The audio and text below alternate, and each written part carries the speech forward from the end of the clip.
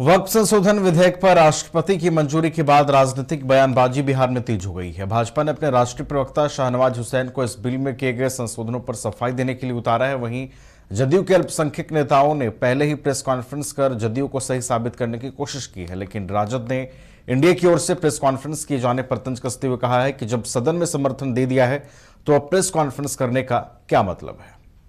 क्या ये सुझाव आपने नहीं दिया? माननीय मुख्यमंत्री श्री नीतीश कुमार जी अल्पसंख्यक समाज के हितों की रक्षा करते रहे हैं और आगे भी करते रहेंगे। कोई बात हो जाएगी सवाल का जवाब दीजिए, उससे कोई फर्क नहीं पड़ता है।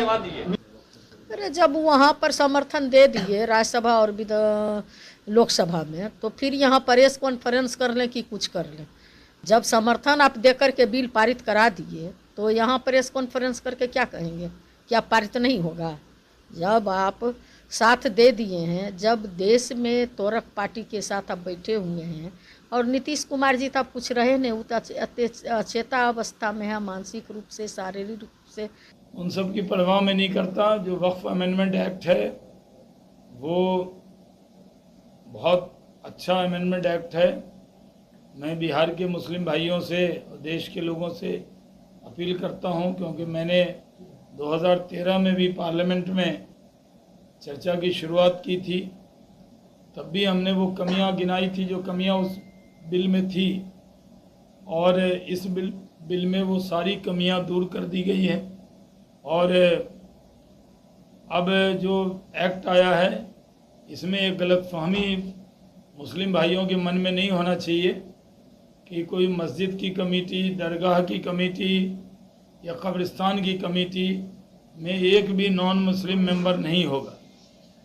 कोई भी वक्फ जायदाद का जो मुतवल्ली है वो नॉन मुस्लिम नहीं होगा, मोहतमीम नॉन मुस्लिम नहीं होगा। सिर्फ जो वक्फ बोर्ड और वक्फ काउंसिल है उसमें 2 महिलाओं को, पसमानदा मुसलमानों को और 2 नॉन मुस्लिम मेंबर उसमें डाले गए हैं। तो ये कहना कि नॉन मुस्लिम मेंबर क्यों डाला, ये दुर्भाग्यपूर्ण है। आखिर कोई मौलाना साहब हैं, मुतवल्ली हैं, तो वक्फ की जायदाद तो ट्रिब्यूनल के पास जाएगा, कोई डिस्प्यूट होगा तो।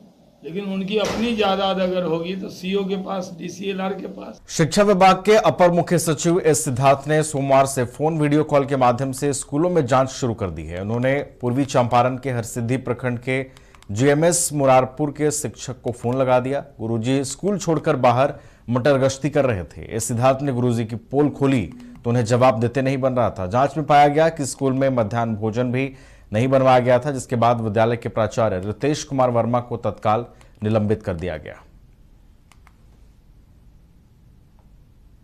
शिक्षा विभाग एक विद्यालय था वो हरसिद्धि ब्लॉक में धबही, तो उसमें उसके जो प्रधान शिक्षक थे वो अनाधिकृत रूप से विद्यालय परिसर में नहीं थे। इसकी सूचना जिला शिक्षा पदाधिकारी महोदय को मिली तो उन्होंने मुझे आदेश दिया कि आप जाइए और विद्यालय का स्थलीय जांच करके अग्रेतर कार्रवाई कीजिए। मैं तुरंत वहां पहुंचा तो यह बात सत्य पाई गई कि वो विद्यालय परिसर में नहीं थे, और जांच के ही क्रम में यह भी बात सामने आई कि आज विद्यालय में मध्याह्न भोजन योजना का संचालन नहीं किया गया था। तो उसके आलोक में उनसे स्थल पे ही लिखित स्पष्टीकरण की मांग की गई, और जो असंतोषप्रद था तो उनकी इससे ये समझ में आया कि वो लापरवाह हैं और मनमाने ढंग से विद्यालय को संचालित करते हैं। तो उनको तत्काल प्रभाव से निलंबित कर दिया गया है, और फिर आगे उन पर विभागीय जांच किया जाएगा और जो होगा तो उस पर कार्रवाई की जाएगी। शिक्षा विभाग पटना के द्वारा रैंडम फोन किया गया। चलिए खबरों में बढ़ते आगे। अगली खबर राजधानी पटना से सामने आ रही है, जहां पूर्व मंत्री और लालू यादव के बड़े बेटे तेज प्रताप अचानक पटना के कदम कुआं थाना पहुंच गए, और ऑडिट पदाधिकारी ने जब थाना प्रभारी अजय कुमार को तेज प्रताप यादव के आने की सूचना दी तो वह भागे भागे थाना पर पहुंचे। हालांकि तेज प्रताप यादव ने कहा कि वो रास्ते से गुजर रहे थे।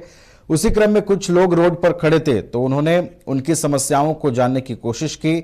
उन्होंने कहा कि यदि पुलिस का मदद हो जाता तो इसे लेकर वो थाना पहुंच गए।